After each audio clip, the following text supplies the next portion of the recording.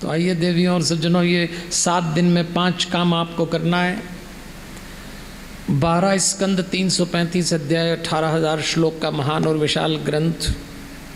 ऐसी परंपरा होती है कि जब किसी ग्रंथ की चर्चा की जाती तो पहले उसके महात्म्य की चर्चा की जाती है। महात्म्य का अर्थ होता है ये ग्रंथ क्यों महान है, जिसको हम अंग्रेजी में कहें इसका प्रोमो क्या है। तो आइए, भागवत क्यों महान है। जैसी भागवत शुरू होती है, पहला श्लोक आया, सच्चिदानंद रूपाय विश्वोत्पत्त्यादि हेतवे तापत्रय विनाशाय श्री कृष्णाय वयम नुमः। इस श्लोक का अर्थ है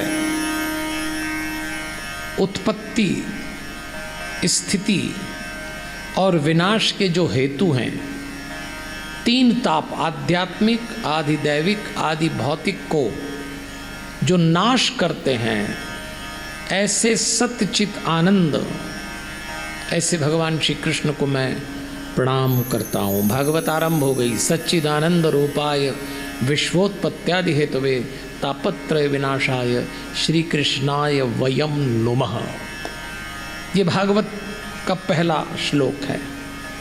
देवियों और सज्जनों, सच बात तो ये है कि 3 तरह के ताप होते हैं। पाप करने के बाद जो संताप छूटता है उसको मिटाती है। भागवत पाप को नहीं मिटाएगी, लेकिन पाप करने के बाद हर इंसान जानता है उसका एक संताप आदमी को जलाता है, उससे आप मुक्ति मिल जाएगी। और ऐसा कहते हैं, भागवत जब आरंभ होती है तो भागवत सुनते समय ये नियम पालो, वो नियम पालो, ये करो, वो करो। अरे क्या नियम पाले। भागवत तो कहती बस सुन लो, जितनी देर शांति से बैठो उतनी देर दिल से सुनो। कोई नियम पालते? चाय छूटती नहीं, तंबाकू छूटता नहीं, लोगों से आलोचना करना छूटती नहीं, कथा में बैठो तो 5 बार गर्दन न हिलाओ इधर उधर, वो छूटता नहीं। क्या खाक छोड़ेंगे? अरे कुछ छूट रहा है दुनिया का? हाँ, लेकिन एक काम करो, 3 घंटे के लिए तो छोड़ दो कम से कम, फिर जो करना आपकी इच्छा। लेकिन ये जो दुनिया है ना, ये नहीं छूटती, कुछ न कुछ चला ही करता है। देखो, एक मोहल्ले में भागवत की कथा हो रही, तो पंडित जी कथा सुना रहे। सुनाते सुनाते पंडित जी ने 6वें दिन घोषणा की कि कल 7वां दिन है, स्वर्ग से विमान आएगा और आप में से जिसको स्वर्ग जाना हो उसको ले जाएगा। तो जिसको स्वर्ग जाना है वो हाथ उठा ले। पंडित जी ने देखा किसी ने हाथ नहीं उठाया।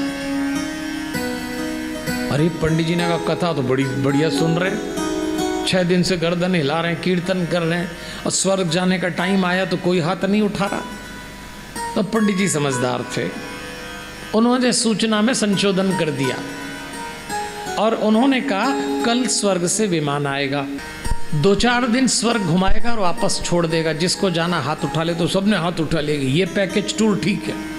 परमानेंट स्वर्ग में कोई नहीं जाना चाहता, घूम फिर के आ जाएंगे, तो सबने हाथ उठा लिया। पंडित जी ने देखा एक बूढ़ी माई ने हाथ नहीं उठाया, तो पंडित जी ने उस माई से पूछा कि माई, तेरे मोहल्ले के सभी लोग स्वर्ग जाना चाहते हैं, तू यहीं नर्क में रहना चाहती, तू नहीं जाना चाहती? तो बूढ़ी माई ने बढ़िया उत्तर दिया। उसने कहा पंडित जी, आप तो मेरे मोहल्ले के लोगों को स्वर्ग ले जाओ तो फिर मेरे मोहल्ले में तो वैसे ही स्वर्ग हो जाएगा, इन्हीं के कारण नर्क है। सबको एक दूसरे में नर्क दिख रहा है, आपके भीतर आपका स्वर्ग है। इस तैयारी के साथ भागवत सुनिएगा देवियों और सज्जनों। ऐसा कहते हैं कि व्यास जी जब ग्रंथ लिख रहे तो ज्ञान को अपने मस्तिष्क में रख रहे, तो व्यास जी को लगा मेरे बाद इस ग्रंथ को मेरे बच्चे पढ़ना चाहें, मेरे भक्त पढ़ना चाहें, लोग यदि ग्रंथ का अध्ययन करना चाहे तो मुझे इसका डॉक्यूमेंटेशन करना चाहिए, इसका लेखन करवाना चाहिए। तो किससे करे? तो नारद जी ने सलाह दी, गणेश जी से लिखवाओ। तो व्यास जी ने गणेश जी को याद किया और गणेश जी से कहा कि महाराज मैं बोलूँगा, आप लिख दीजिए मेरा ग्रंथ।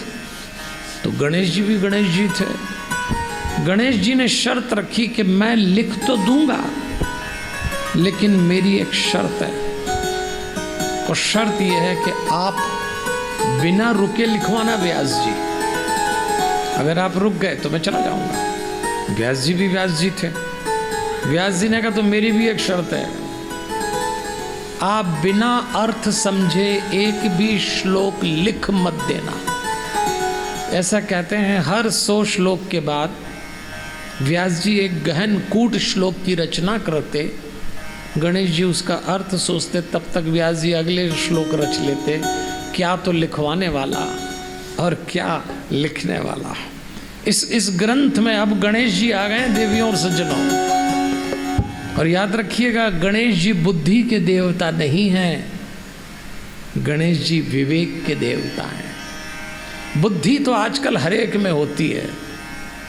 थोड़ा पढ़ लिख लो आदमी बुद्धिमान हो गया, ना पढ़ो लिखो तो मोबाइल पे ही आजकल बुद्धिमान हो जाते हैं लोग। लेकिन विवेक कहाँ से लाएंगे?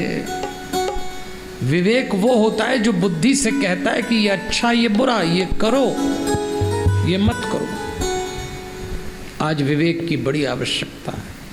अब गणेश जी लिखने के लिए आ गए। और हम सब भी जब हम पूजा करते हैं, आज इतना बड़ा इतना अच्छा अनुष्ठान मातन हलिया परिवार कर रहा है, हमने भी गणेश जी से प्रार्थना की महाराज 7 दिन निर्विघ्न संपन्न हो, हमारे उद्देश्य पूरे हों, हमारे पितरों को तृप्ति मिले।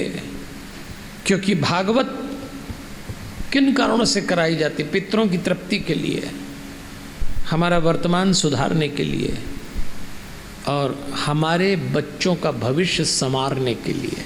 ये 3 कारण होते हैं, इसलिए भागवत सुनी जाती है।